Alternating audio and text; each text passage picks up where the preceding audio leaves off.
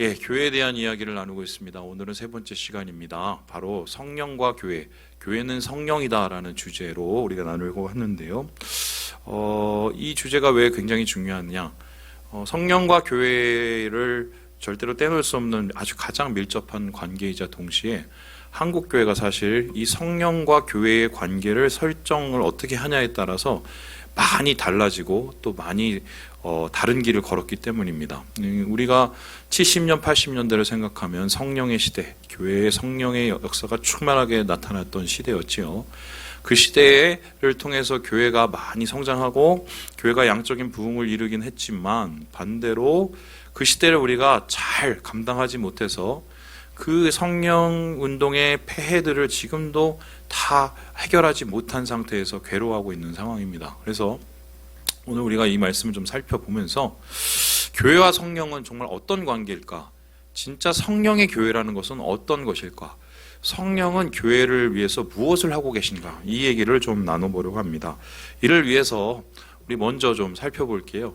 이 성령과 교회에 대해서 좀 유명하신 분이 이런 말을 했어요. 우리 같이 한번 보도록 하죠. 누르지 마시고 그냥 보세요. 한번 제가 읽어보겠습니다. 우리나라의 전도사까지 모두 포함하면 아마도 30만 명의 사역자들이 있을 것이다. 그러나 이들이 하나님의 일을 하면서도 두려움이 없다. 성령의 떨림이 없다. 성령의 나타남이 없는데도 떨리지 않을 만큼 본질에서 벗어나 무뎌진 목회를 하고 있다. 성령 세례로 거듭나 목회와 선교, 설교와 기도에 있어서 성령을 사모하고 성령과 동행하는 삶을 살아가야 한다. 할렐루야. 틀린 말 하나도 없죠? 그래서 한국교회가 성령에 충만한 교회가 돼야 된다. 다시 성령으로 돌아가야 된다라고 얘기를 하는데 띄워주세요. 자, 이거를 누가 했느냐? 저분이 하셨습니다. 2016년 그것도 백석 신학교에서 이 신년 기도회 때 이제 가셔서 그 자리에서 성령 사역이 무엇인지 성령과 교회에 대한 세미나를 하시면서 이분이 성령의 떨림을 회복하자, 성령의 충만한 교회를 세우자, 목회를 하자, 이런 얘기를 하셨습니다. 말이 틀린 게 아무것도 없어요. 맞는 말입니다. 그런데 이렇게 말씀을 하시고는 그 위에 이분은 어떤 사역을 하셨을까?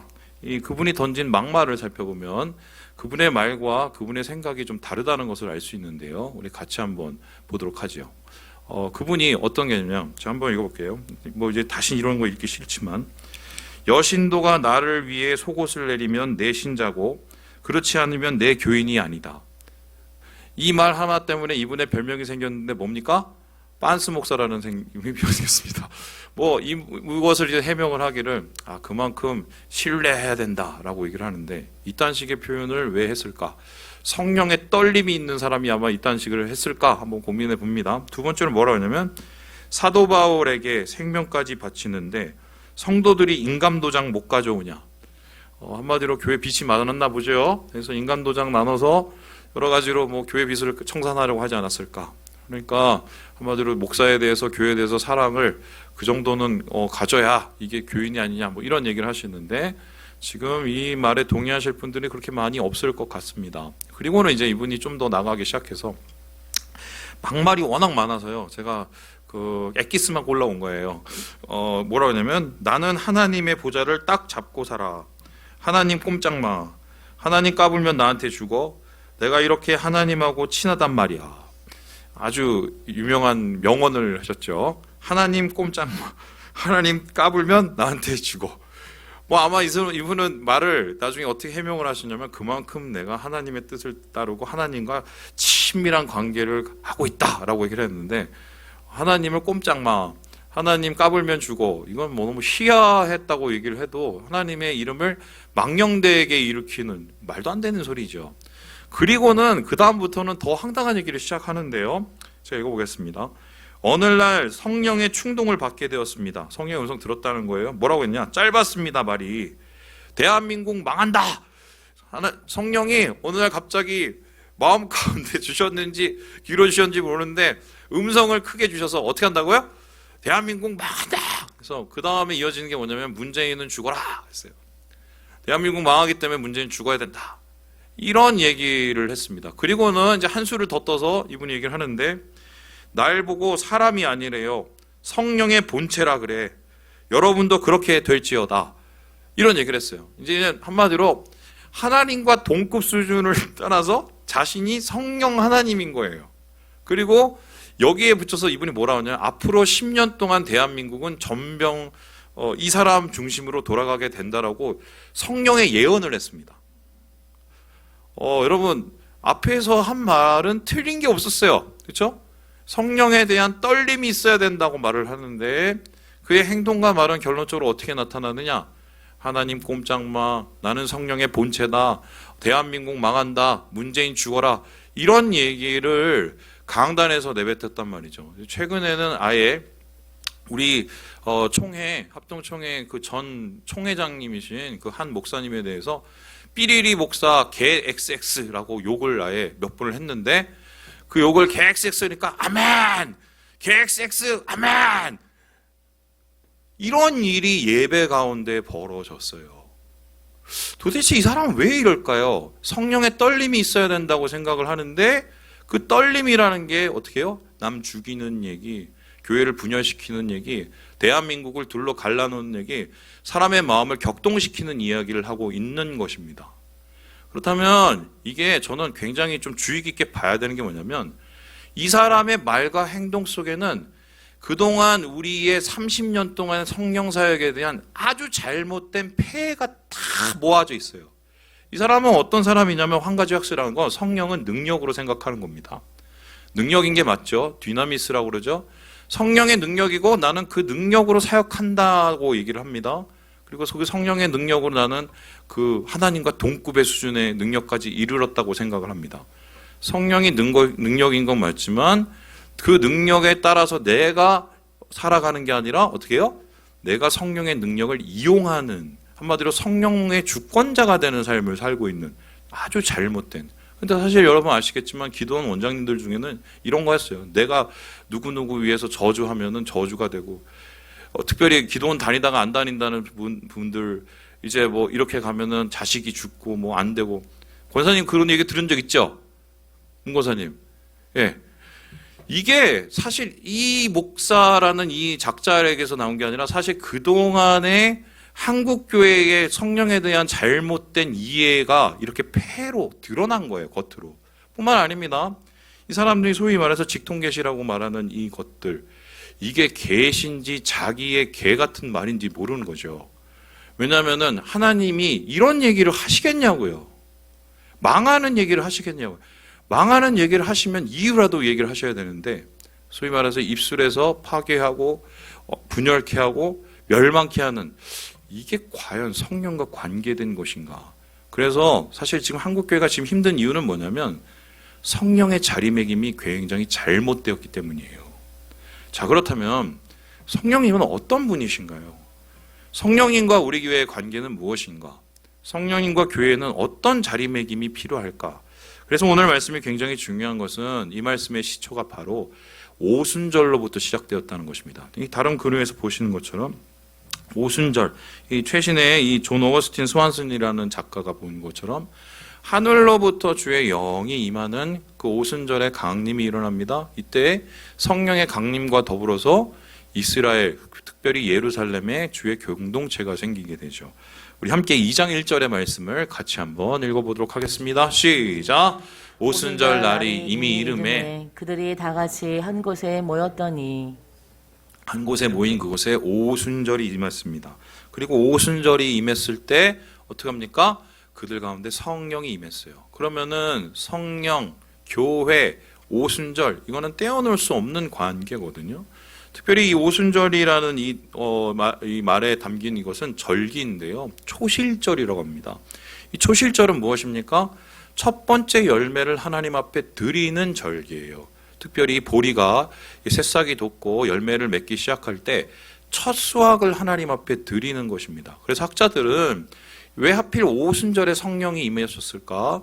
그리고 성령이 임하셔서 드려진 열매가 무엇일까 했을 때 그것을 교회라고 생각합니다. 보리가 익어서 주님 앞에 첫 열매를 드린 것처럼 성령이 우리 가운데 임하셔서 교회가 태어나고 그 교회를 통해서 주님의 일이 나타났다는 것이죠. 우리 함께 유상섭 교수 이야기를 같이 한번 읽어보도록 하겠습니다. 시작. 성령 강림은 하나님께서 예수님의 제자들을 새 언약 백성으로 삼으신 것이기에 교회 시대의 시작을 가져왔다. 다시 말해서 오순절 성령 강림은 교회의 시작이요 그리스도의 몸으로서의 교회의 탄생이다. 성령의 선물은 교회는 본질인 복음 선포, 성령의 교제, 세례 등이 성령의 선물로 가능하게 되었다. 우리가 하나님을 삼위일체라고 합니다. 삼위일체는 세 분이 한 분이라는 것입니다. 성부 하나님, 성자 하나님, 성령 하나님. 이분이 사역을 하실 때 같이 사역을 하시지만 두드러지게 앞에 나서셔서 사역을 하시는 분이 있죠. 창조는 성부 하나님이 주되게 하셨고 구원 사역은 성자 하나님께서 주되게 활동하셨습니다. 그리고 바로 오늘날 이 교회의 시대, 교회가 열리는 시대, 신학 공동체가 열리는 시대는 성령님의 그 주된 사역이 나타나게 되고 삼위 하나님께서 같이 돕게 되는 거죠. 그래서 성령님의 임하심은 곧 교회의 탄생이다라고 얘기해도 과언이 아닙니다. 성령이 임하셨기 때문에 교회가 생긴 것이고 교회가 생기기 위해서 성령님이 오신 것입니다. 그래서 성령님께서 오셔서 교회에 무엇을 했습니까? 복음이 전파되고 교제하게 되고 세례하게 되고 이 모든 것들이 성령의 선물로 가능해졌다라고 이야기를 합니다. 그래서 저는 오늘 이렇게 교회의 출발과 시작점인 이 성령님이 우리 교회를 향해서 무엇을 하고 계시는가? 그래서 오늘 우리가 성령님을 통해서 무엇을 기다리고 무엇을 소망하고 무엇을 바라야 하는가, 무엇을 갈망해야 되는가를 찾아보려고 하는데 세 가지로 한번 정리를 해봤습니다. 우리 같이 한번 첫 번째 읽어보도록 합시다. 시작. 성령은 살아나게 하신다. 성령이 우리 교회에게 하시는 게 뭐냐? 살아나게 하시는 것입니다. 우리 함께 2장 2절의 말씀을 같이 한번 읽어보도록 합니다. 시작. 호널리 하늘로부터 급하고 강한 바람 소리가 있어 그들이 앉은 온 집에 가득하며. 이 사도행전의 누가는 특별히 성령의 강림, 이 오순절의 강림을 뭐라고 기록하고 있냐면 급하고 강한 바람이었다고 얘기합니다. 성령이 급하고 강한 바람이었다. 여기서 좀 중요한 건 뭐냐면 이 급하고 강한 바람이 어디로부터 임했어요? 하늘로부터 임했다. 하늘로부터 성령의 강림, 그 바람과 같은 태풍과 같은 것이 휩쓸고 갔다라고 얘기합니다. 그렇다면은 여기에서 특별히 왜 누가는 물론 느끼고 본 바를 얘기했겠지만 성령을 가리켜서 맨 처음에 급하고 강한 바람, 하늘로부터 불어오는 바람이라고 이야기를 했을까요? 아마 신약을 보고 구약을 보았던 사람들은 이 급하고 강한 바람, 특별히 하늘로부터 오는 바람을 생각할 때 분명히 떠오르는 말씀이 하나 있었을 것입니다. 그것은 바로 에스겔서에 나오는 37장의 마른 뼈의 골짜기의 환상입니다. 우리 함께 37장 5절의 말씀을 읽어보도록 할까요? 시작!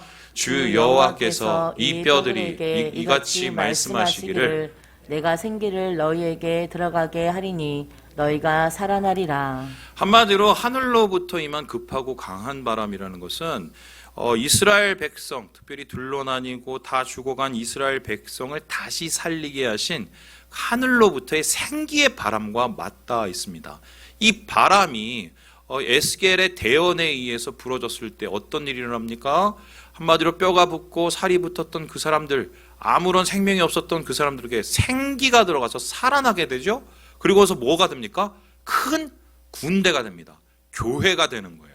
그래서 하나님께서 이 생기이신 성령을 우리에게 주신 이유가 뭡니까?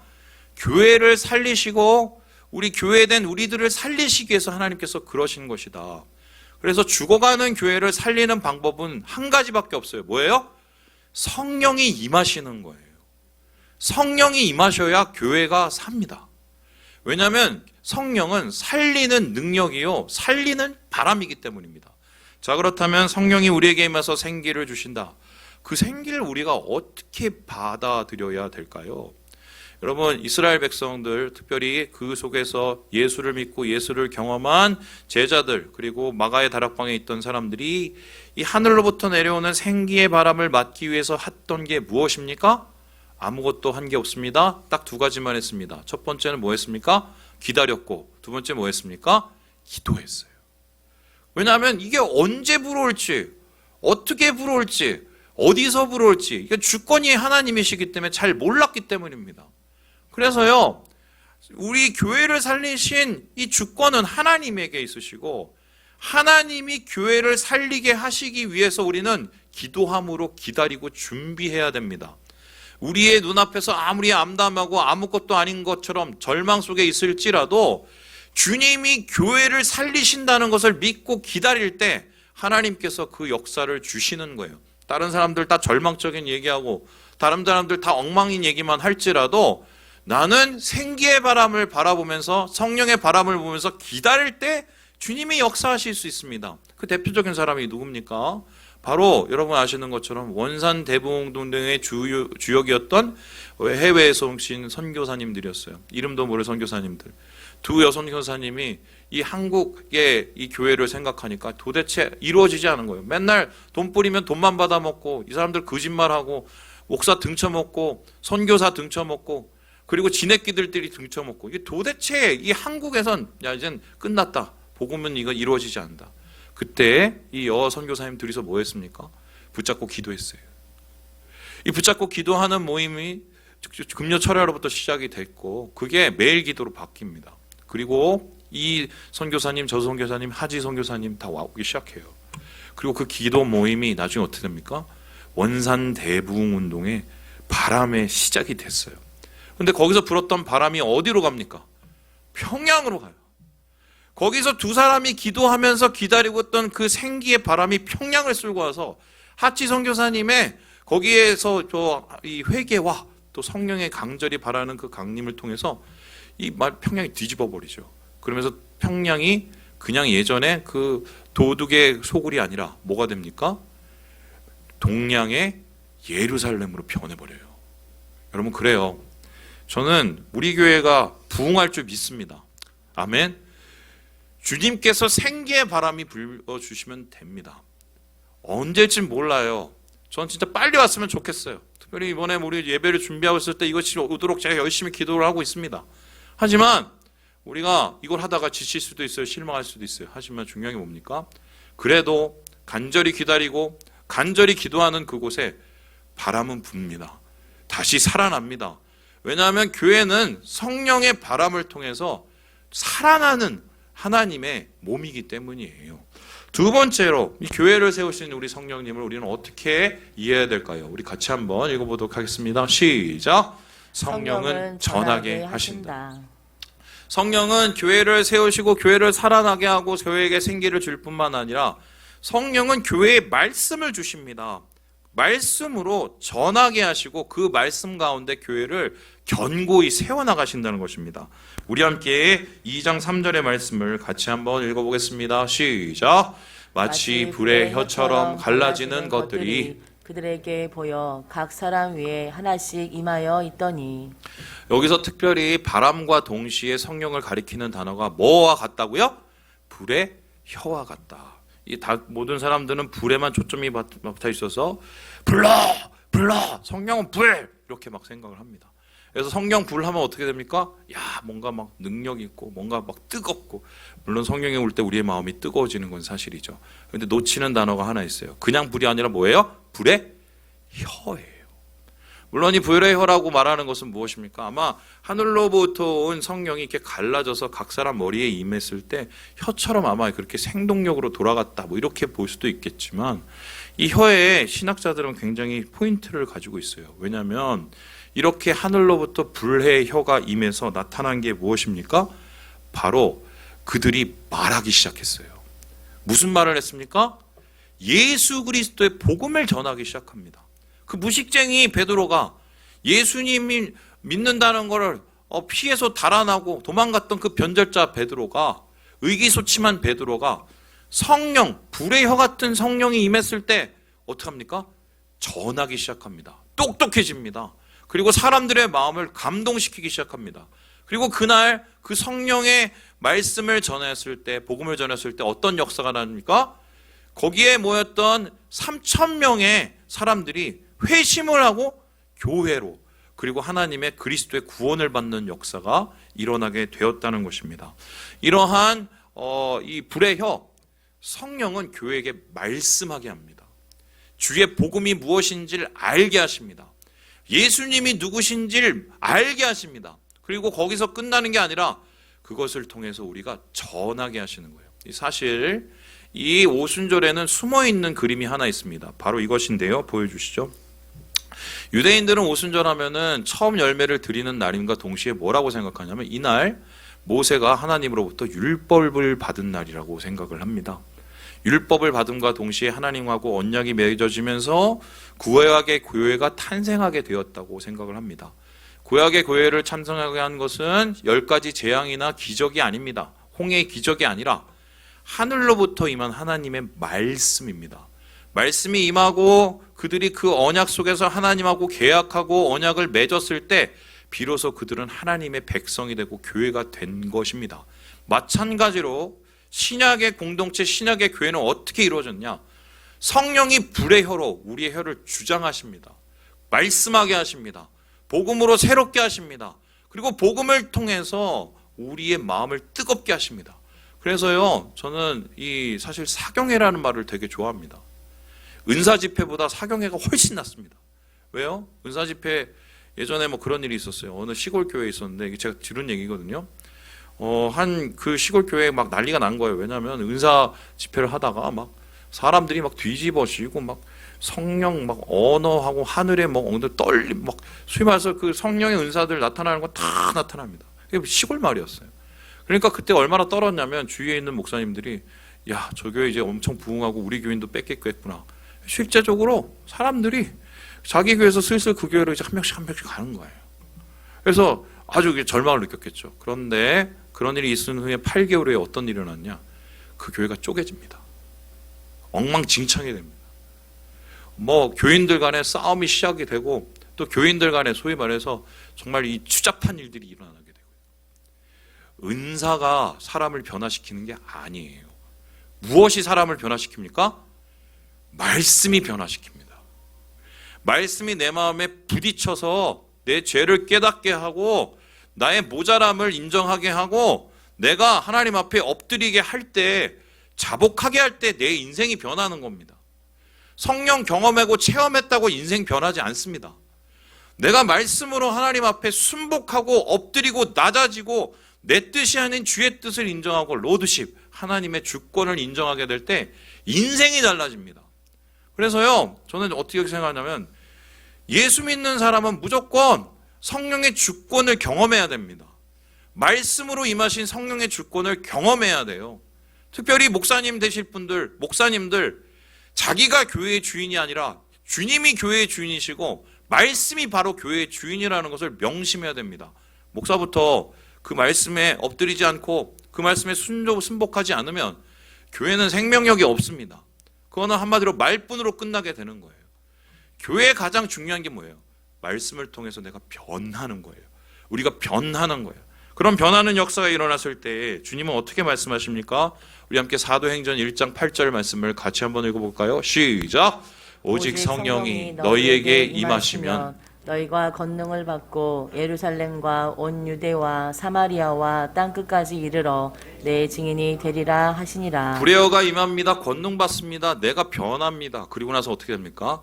전합니다. 교회의 사명이 일어나고 변화를 통한 다른 변화가 도미노처럼 쓰러지게 되는 거예요. 그래서 주님께서는 이 성령을 통해서 교회를 세우시며 교회가 말씀으로 변화받고 전하게 하신다. 이것이 바로 성령이 교회에게 하시는 일이라고 말씀이 우리에게 이야기하고 있습니다. 마지막으로 그렇다면 교회와 성령의 관계는 무엇일까요? 성령이 우리에게 위해서 뭘 하신가? 우리 같이 한번 읽어보겠습니다. 시작! 성령은 하나 되게 하신다. 살아나게 하시죠. 생기의 바람입니다. 전하게 하십니다. 불의 혀입니다. 그리고 성령은요, 우리를 하나 되게 하시는 하나님의 영이라고 말씀하고 있습니다. 우리 함께 사도행전 2장 46절의 말씀을 같이 한번 읽어보겠습니다. 시작! 날마다 마음을 같이하여 성전에 모이기를 힘쓰고 집에서 떡을 떼며 기쁨과 순전한 마음으로 음식을 먹고. 예루살렘 공동체가 세워지고 결신한 자들이 늘었을 때 희한한 상상이 나타났습니다. 오지 말라고 해도 교회 나오고 예배드리지 말라고도 예배드리고 그리고 심지어는 자기 집에 있는 거 긁고 와서 같이 나눠 먹고 자기 소유를 팔아서 남을 나눠주기 시작합니다. 가족도 못하는 거를 하게 됩니다. 그 이유가 뭘까요? 성령이 그들 가운데 임하여서 성령으로 하나가 되었기 때문입니다. 여러분, 혈액형이 뭡니까? 저는 AB형인데 어디 가서 AB형이라고 하면 저를 이상하게 쳐다보시는 분이 많습니다. 왜냐하면 AB형들이 뭐 그렇게 성격이 지랄 같다면서요. 전 좀 억울해요. 근데 예수 믿는 사람은 A형, B형, AB형, O형이 있습니까? 물론 우리가 가지고 있는 개성도 있죠. 뭐 MBTI도 있겠죠. 그런데 그러한 여러 가지 개성을 가지고 여러 가지 성격을 가진 사람들이 이렇게 교회라는 곳에 한 곳에 모이는 이유가 뭔지 아십니까? 한 성령이기 때문이에요. 우리 혈액형은 예수입니다. 예수형이에요. J형이에요. AB형 아닙니다. B형 아니에요. O형 아니에요. 그리고 A형도 아니에요. 우리 혈액형은 J형이에요. 우리 안에 예수의 피가 흐르고 예수의 영이 흐릅니다. 예수의 영이 흐를 때 어떻게 합니까? 우리가 하나 되게 합니다. 보통 학자들은 이 오순절을 가리켜서 구약의 한 사건과 역전으로 보기 시작합니다. 그게 뭐냐면 창세기 11장에 나오는 바벨탑 사건입니다. 바벨탑 사건이 어떻게 됐습니까? 사람이 살기 위해서, 사람이 높이기 위해서, 사람이 이익 집단이 돼서 서로 한 곳에 모입니다. 그리고 높이 쌓습니다. 하나님의 위치까지 오르려고 했습니다. 그런데 하나님이 그걸 헐어버리셨죠? 어떻게 해요? 흩어버리셨습니다. 어떻게 흩어버리시는가요? 인간의 악한 목적을 아시기에 말을 나누셔서 인간의 목적을 흩어버리셨어요.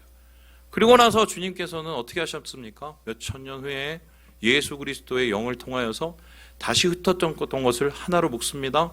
방언이 그렇게 해서 나오죠. 흩어졌던 언어를 하나로 모으는 한 공동체로 만드는 한 말씀으로 만드는 그 방언이 일어나게 되고요. 그리고 나서는 어떻게 됩니까?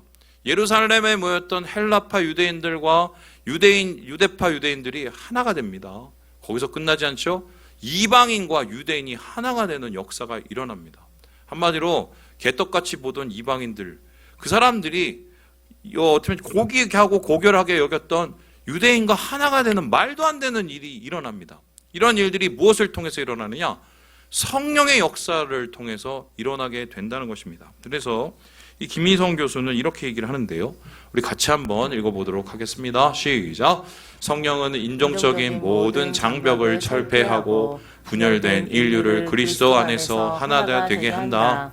이러한 성령의 역할은 오순절 성령 강림과 고넬료 가정의 성령 강림에 반영되어 있다.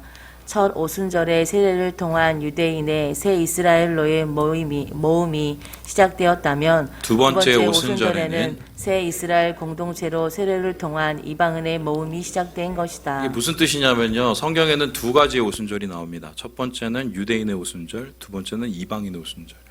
유대인의 오순절은 오늘 우리가 살펴본 2장에 나오는 예루살렘에 임한 오순절 강림이고요. 두 번째는 베드로가 고넬료 가정을 방문했을 때 임한 이방인에게 임한 성령입니다. 그것을 보고 베드로가 충격을 받았거든요. 왜입니까? 자기는 이 유대인들을 위한 예수 그리스도 복음이라고 생각을 했는데 정작 예수님의 큰 그림, 하나님의 큰 그림은 이방인과 유대인이 성령으로 하나 되고 구원의 공동체가 되는 것이었다는 것을 그때 깨닫고 충격을 받게 됩니다. 도대체 하나가 될 수 없는 집단들을 하나가 되게 하시는 것, 그게 바로 성령이 교회에게 하는 것입니다. 그런데 앞에서 보았던 그분 어떻게 합니까? 하나가 돼도 지금 정말 힘들어 죽겠는데 막 너는 좌야 우야, 네 고향은 어디야? 니는 뭐 MG야 뭐야? 다 나눕니다. 쓸데없이 다 헤쳐놓고. 이게 성령이 하는 일입니까? 최소한 성령님께서 교회를 위해서는 그렇게 하지는 않습니다. 호남과 영남이 하나가 되게 하시는 게 이게 성령님이에요. 그리고 옛날에 보면 상놈과 양반을 하나 되게 하신 게 이게 성령님이에요. 유대인과 이방인을 하나가 되게 하신 게 이게 성령님이라는 거예요. 그래서요, 제가 좀 단언을 하면 왜 교회가 자꾸 싸우고 왜 교회가 자꾸 그렇게 되느냐? 뭐 우리가 죄인이니까 그렇죠. 하지만 그거를 좀 단도직입적으로 얘기하면 성령 충만하지 않은 겁니다. 그럼 성령 충만하지 않으면 어떻게 됩니까? 나로 충만한 거죠. 내 자아로. 목사님, 저는요, 교회를 이때까지 다녔는데요. 제 신앙은 이렇고요. 그래서 저 사람은 내가 받아들일 수가 없고요. 그래서 교회는 이렇게 되고요. 개떡 같은 소리 하지 말으시라고 그래요. 성령님이 진짜 우리 가운데 있으면 그런 일이 일어나지 않아요. 내가 무너집니다. 하나가 되기 위해서 내가 무너져요. 내 마음의 본질이 성령으로 가득 채워지면 내가 하려는 그 모든 것들이 성령의 뜻 앞에 내려놓아집니다. 사랑의 마음을 배우게 되고요. 영혼이 얼마나 귀중한 것인 걸 깨닫게 돼요. 그게 성령님이 우리에게 하시는 일이고 그러한 성령님 안에서 우리를 하나가 되게 하신다는 거예요. 말씀을 마칩니다. 우리 사랑하는 여러분, 오순절 성령 강림은 바로 성령의 시작이었고 교회의 시작이었습니다. 교회가 그렇게 하나가 되었고 교회가 그렇게 살아났고 교회가 그렇게 말씀을 전하기 시작했습니다. 우리 호원삼일교회 이런 역사가 있기를 주님의 이름으로 축원합니다. 정말 말씀이 충만한, 생기가 충만한, 그리고 하나됨이 충만한 주의 교회, 이런 성령의 전을 위해서 함께 기도하시는 오늘 되시길 주님의 이름으로 축원합니다. 기도하겠습니다.